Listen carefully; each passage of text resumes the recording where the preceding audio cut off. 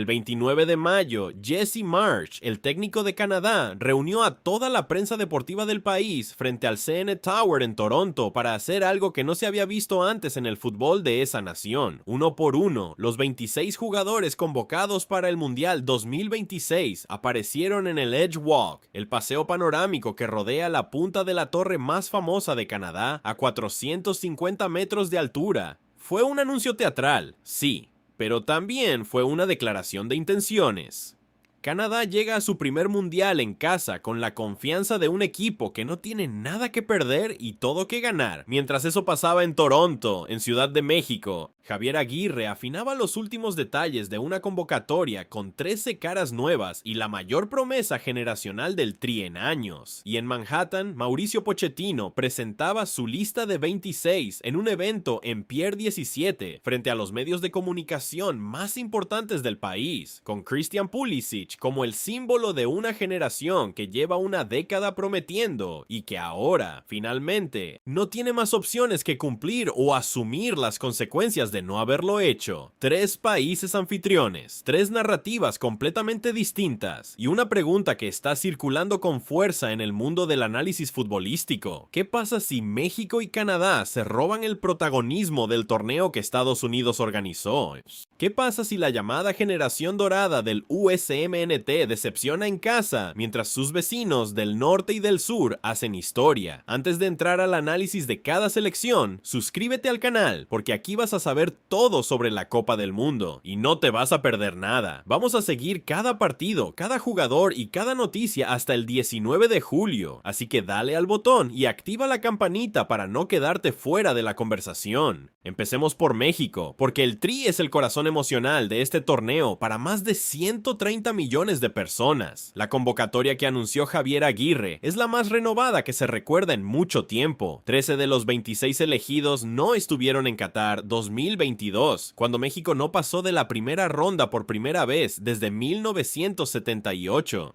Ese resultado fue el más doloroso en décadas para una afición que lleva 7 mundiales consecutivos sin pasar de los cuartos de final desde 1986, cuando el Tri llegó a semifinales como local. El Vasco Aguirre, que ya conoce lo que es llevar al Tri a un mundial porque ya lo hizo en sus 2 etapas anteriores al frente de la selección, tomó una decisión clara desde el inicio de este proceso: renovar o renovar. Nada de reciclar al plantel que naufragó en Qatar. Y la joya de esa renovación se llama Gilberto Mora, un mediocampista de 17 años que, si juega en alguno de los 3 partidos de la fase de grupos, se convertiría en el mexicano más joven en disputar un mundial, superando al mítico Manuel Rosas, quien lo hizo con 18 años en el torneo inaugural de 1930. No es una curiosidad histórica, es la señal más clara de que este ciclo está cambiando de verdad. La renovación no es solo de edades, es también de ambición táctica. Aguirre ha diseñado un 4-3-3 pragmático construido sobre 3 principios muy claros: orden defensivo, presión alta y verticalidad en el ataque. Edson Álvarez, el mediocampista del West Ham con experiencia en la Premier League, es el motor de ese esquema y puede jugar incluso como defensa central cuando la situación lo requiera. Aguirre destacó en rueda de prensa previa al amistoso contra Serbia que la polivalencia de Álvarez es una ventaja táctica enorme frente a los rivales del grupo. Santiago Jiménez llega como la referencia ofensiva, el 9 que México llevaba años buscando. Un delantero que conoce lo que es marcar en la Eredivisie holandesa y que tiene el olfato goleador que los anteriores centros delanteros del Tri no tuvieron. Raúl Jiménez del Fulham suma la experiencia de haber disputado ya 3 mundiales. Orbelín Pineda desde Grecia y Alexis Vega desde el Toluca completan un mediocampo con más variantes que cualquier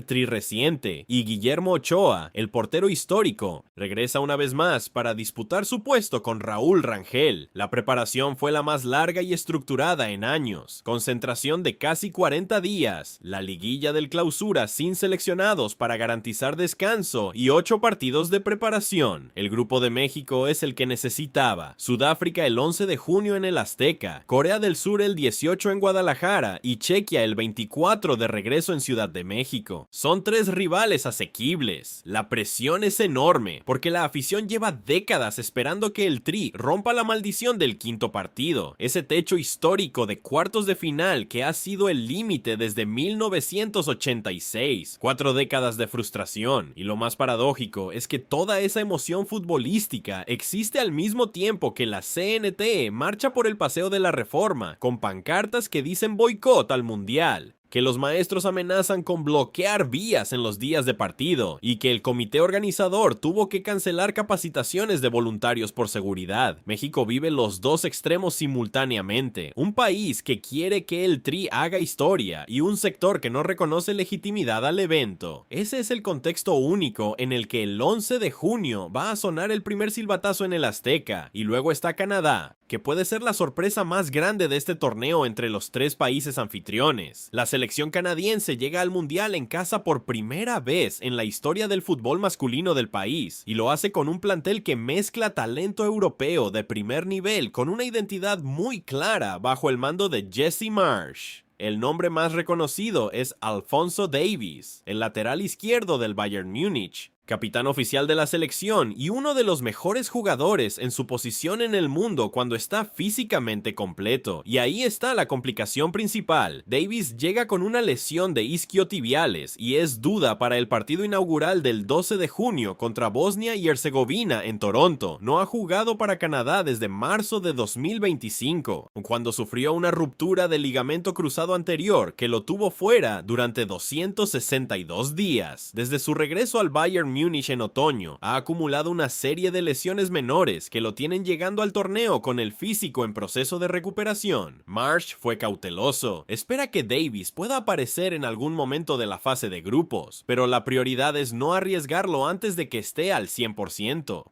El rol de capitán efectivo mientras Davies se recupera recayó en Stephen Eustaquio, el volante con experiencia en ligas europeas que es la columna vertebral del mediocampo canadiense, pero aún sin Davies en los primeros partidos, Canadá tiene suficiente con Jonathan David. El delantero del Juventus es el máximo goleador histórico de la selección canadiense con 39 goles internacionales, récord que conquistó en noviembre de 2024 y viene de anotar 8 veces y dar 5 asistencias en su debut en la Serie A italiana. Es el tipo de centro atacante que complica a cualquier defensa del mundo. Tajon Buchanan del Villarreal y Zyle Larin suman alternativas reales de gol. El plantel mezcla a 13 jugadores que ya estuvieron en Qatar 2022 con caras nuevas que aportan frescura. El grupo de Canadá es manejable. Bosnia y Herzegovina en Toronto, Qatar en Vancouver y Suiza en Vancouver. Los modelos de simulación le dan a Canadá una probabilidad muy alta de avanzar de ronda, y si clasifica primero o segundo del grupo B, sus partidos de ronda de 32 y de octavos también serían en Vancouver, ante su propia afición. Eso significa que Canadá podría jugar 5 partidos en casa, un equipo que nunca ha ganado un partido en la Copa del Mundo, compitiendo por primera vez en su propio territorio, con la posibilidad real de llegar a los octavos de final. La historia se está escribiendo sola, y hay algo más que los datos de simulación no pueden capturar del todo: el factor emocional de una nación que apenas descubrió colectivamente el fútbol en los últimos años y que por primera vez va a tener a su selección jugando en su propio país en el torneo más importante del mundo. Eso en Toronto y en Vancouver va a crear una atmósfera que pocos equipos en la historia han tenido el privilegio de experimentar. Y ahora vamos a Estados Unidos, porque aquí es donde la comparación se vuelve verdaderamente incómoda para el USMNT. Mauricio Pochettino, el técnico argentino que llegó en 2024 con el mejor currículum europeo posible, finalista de la Champions League con el Tottenham, multicampeón con el PSG y con experiencia en el Chelsea, presentó su lista de 26 jugadores con Christian Pulisic como el líder absoluto del plantel. El atacante del AC Milan llega a su segundo mundial como el referente máximo del fútbol estadounidense, con 85 apariciones internacionales, 33 goles y un perfil reconocido en las grandes ligas de Europa. Esta semana marcó un gol y dio una asistencia en el amistoso contra Senegal en Charlotte. A su alrededor, Weston McKennie Zabarani de la Juventus, Tyler Adams del Bournemouth como ancla del mediocampo, Folarin Balogun del Mónaco como el 9 titular, Gio Reyna del Dortmund como el talento más fino del plantel cuando está disponible, y Alejandro Zendejas como sorpresa de la convocatoria. El plantel tiene nombres europeos de nivel real. El grupo D de Estados Unidos es, sobre el papel, el más accesible de los tres anfitriones: Turquía, Paraguay y Australia. Los tres partidos se juegan en California y en Seattle, ante su propio público. El equipo parte como favorito absoluto para avanzar de fase, pero ahí empieza el problema de fondo.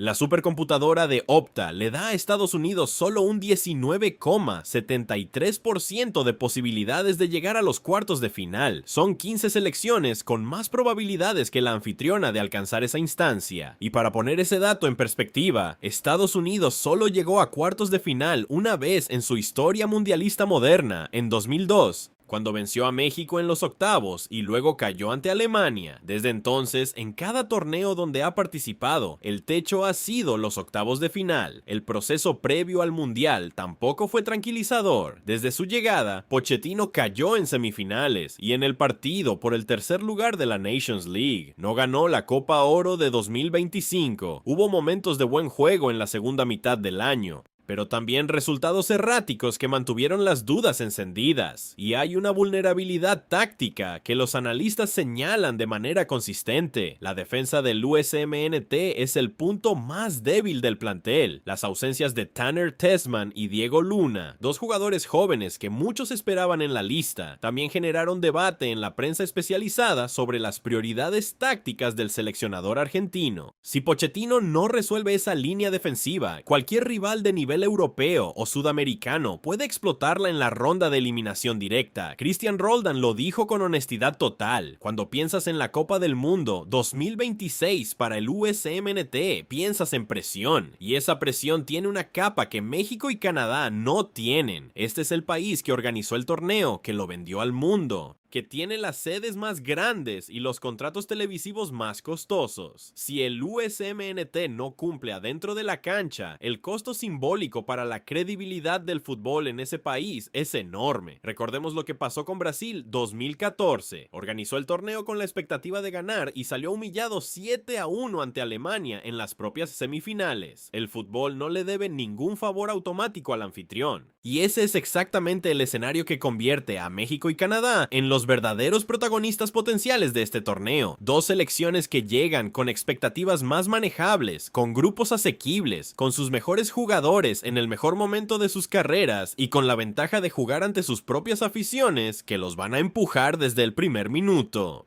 Si Santiago Jiménez marca en el Azteca y el Tri avanza a cuartos por primera vez desde 1986, si Jonathan David le da a Canadá su primer gol mundialista en Toronto, mientras el USMNT cae ante un rival de nivel en la ronda de eliminación directa, la narrativa de quién dominó este torneo se va a escribir sin consultar el logotipo oficial de la FIFA, y eso, para millones de aficionados en México y en Canadá, sería quizás el mejor resultado posible. La CONCACAF lleva años buscando probar que puede competir de igual a igual con Europa y Sudamérica en la mayor vitrina del mundo. Este torneo es la oportunidad perfecta para hacerlo, jugando en casa, con estadios llenos y con generaciones de jugadores que militan en las mejores ligas del planeta. El momento nunca va a ser más propicio. La pregunta es, ¿cuál de los tres países va a aprovecharlo? Y ahora la pregunta para los comentarios, porque esto va a generar debate real. ¿Cuál de los tres países anfitriones crees que llegará más lejos en el torneo? ¿México rompe por fin la maldición del quinto partido y llega a cuartos de final? ¿Canadá sorprende al mundo y hace historia en casa con Jonathan David? ¿O la generación de Pulisic finalmente responde y lleva al USMNT más lejos de lo que nadie ha llegado antes? Deja tu pronóstico en los comentarios con el nombre del país y la ronda hasta donde los ves llegar, porque cuando termine el torneo vamos a revisar quién acertó. Nos vemos en el próximo video. El torneo empieza en 6 días.